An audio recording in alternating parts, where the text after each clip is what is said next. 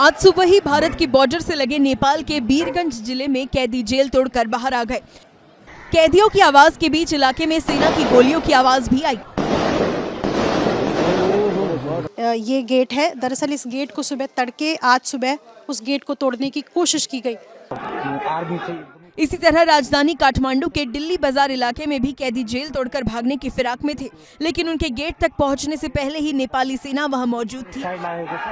अब राइफल की नली कैदियों की ओर है।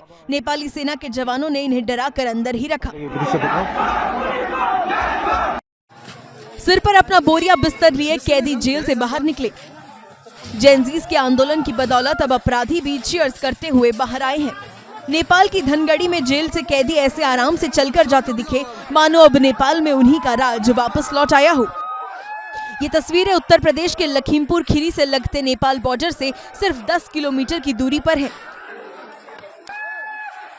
बर्बाद हो चुकी कानून व्यवस्था का फायदा उठाकर काठमांडू के कैलाली जेल से भी कैदी बाहर निकले। इन कैदियों की शक्ल और बॉडी लैंग्वेज देखकर कौन कह सकता है कि इस अराजक माहौल में ये लूटपाट नहीं करेंगे।